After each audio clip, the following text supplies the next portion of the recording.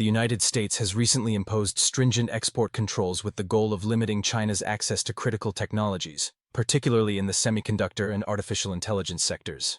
These measures are part of a broader effort to safeguard U.S. national security and maintain technological supremacy.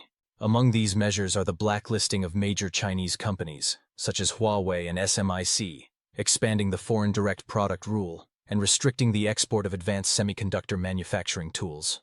These actions are designed to curb China's ability to access technologies crucial to its economic and military growth, thereby reducing its capacity to compete with the U.S. in these critical areas.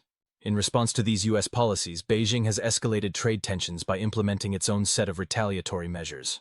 This includes a ban on the export of key materials essential for high-tech industries and defense applications. These materials, which include rare earth elements and other critical substances, are vital for manufacturing electronics, electric vehicles, and advanced weaponry. The Chinese Ministry of Commerce announced these export restrictions, highlighting them as a direct countermeasure to the U.S. sanctions, and marking a significant shift in the ongoing trade dispute between the two nations. To understand the context of these developments, it's important to examine the current U.S. policy and why it has not been as successful as intended. One of the main reasons for this lack of success is that the restrictions have inadvertently pushed China to prioritize self-reliance in key technological sectors. As a result, China has significantly increased its state-led investments in research and development, which have enabled Chinese companies like SMIC to make notable progress in semiconductor manufacturing. Additionally, China has seen impressive advancements in AI, quantum computing, and telecommunications, spurred by government incentives and increased funding. Furthermore, China has strengthened its relationships with non-U.S. technology providers, particularly in countries that are not fully aligned with U.S. policies, such as Russia and certain European and Asian nations. Through strategic partnerships, including the Belt and Road Initiative, China has diversified its supply chains and reduced its dependency on U.S. technology. The extraterritorial reach of U.S. export controls has also created tensions with key U.S. allies and partners. Companies like ASML and TSMC have sought to reduce their reliance on U.S. technologies to avoid being caught up in the restrictions. As a result of these tensions, many major U.S. technology firms, including NVIDIA, AMD, and Lam Research, have reported significant revenue losses due to limited access to the Chinese market. These export controls have reduced U.S. companies' economies of scale, potentially undermining their long-term global competitiveness.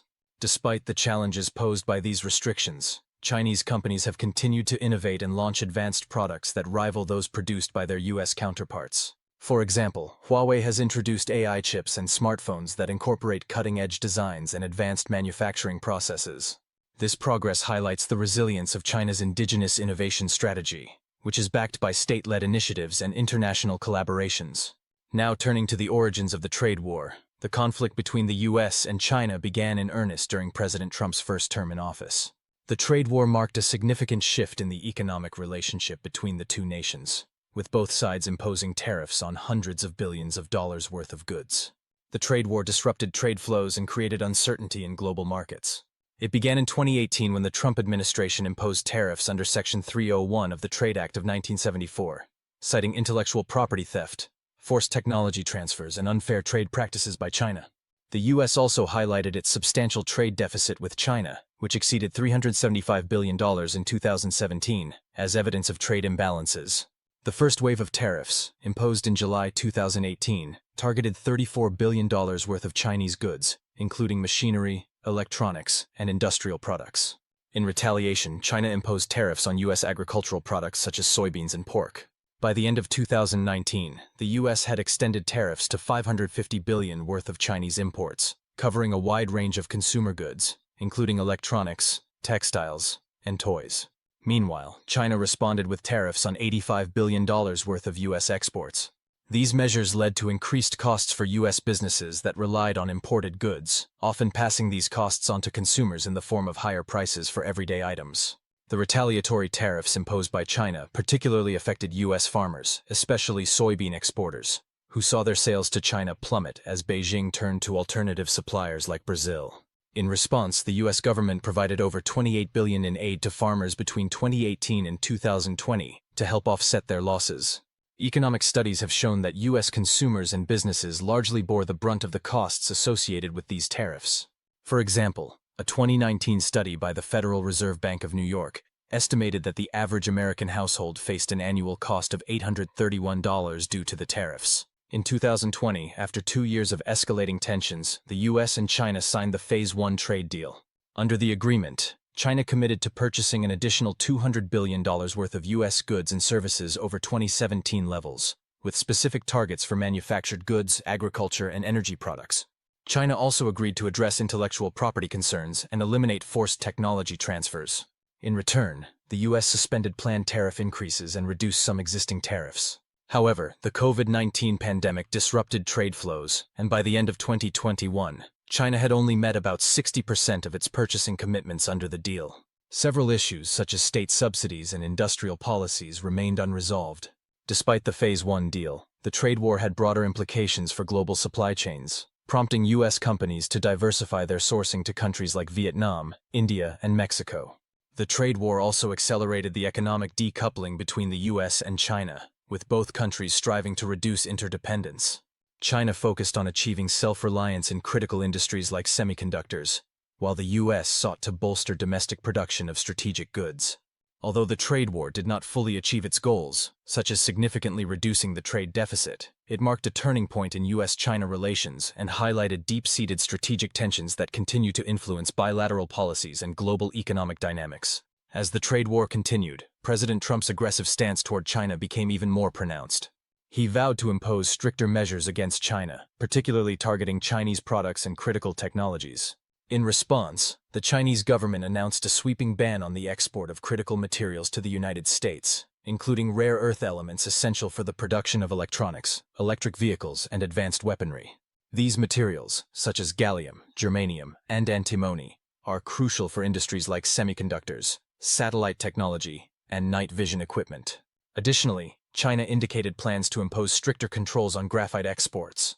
China, which controls over 70% of global rare earth production, has leveraged its dominance in these materials as a strategic countermeasure. The export ban is expected to have far-reaching implications for U.S. industries, particularly in the aerospace, defense, and renewable energy sectors. The ban has sent shockwaves through U.S. manufacturers, who are now scrambling to find alternative sources for these critical materials, with limited success. Prices for rare earth materials have skyrocketed, creating supply chain bottlenecks and threatening the competitiveness of U.S. companies. This retaliatory action by China underscores the risks associated with over-reliance on a single source for critical materials. The fragmentation of global supply chains could weaken U.S. influence and disrupt long-standing alliances, as some countries may align with China to avoid being caught in the crossfire. Through its strategic leverage, China has demonstrated its ability to retaliate effectively against U.S. restrictions, signaling its readiness to escalate economic confrontation if provoked further. This increases the stakes for future policy decisions by both nations. Domestically, the U.S. faces significant political and economic challenges as a result of these tensions. Trump's aggressive stance risks alienating segments of the U.S. business community and American allies who depend on stable trade with China. Industries reliant on Chinese goods and materials are facing rising costs, which threaten jobs and economic growth at home. This creates political challenges for the administration, especially as it tries to fulfill promises to revive U.S. manufacturing and protect jobs. The economic fallout from these policies may undermine these objectives and further complicate the political landscape in the U.S. Additionally, President Trump has issued a stern warning to the BRICS nations, Brazil, Russia, India, China, and South Africa, against efforts to establish a new currency that could challenge the U.S. dollar's dominance in global trade. He threatened to impose 100% tariffs on these countries if they proceed with plans to replace the dollar with an alternative currency. China, as a leading BRICS member, has been actively promoting the internationalization of the Chinese yuan in an effort to reduce its reliance on the U.S. dollar. This strategy includes encouraging the use of the yuan in global trade, establishing currency swap agreements, and launching yuan-denominated financial instruments. China has also urged Middle Eastern oil suppliers to accept the yuan for oil transactions, and has implemented policies to facilitate its use in cross-border trade. This push to reduce reliance on the U.S. dollar is part of China's broader strategy to build alternative financial systems that operate independently of traditional, Western-dominated institutions. In this context, China has played a key role in the BRICS bloc's efforts to create alternative financial systems, such as the New Development Bank, NDB, which aims to provide resources for infrastructure and sustainable development projects in emerging economies. The United States government, however, views these moves as potential threats to the supremacy of the US dollar and has signaled its willingness to use economic measures such as tariffs to counteract them. These developments reflect the complex interplay of economic policies and geopolitical strategies.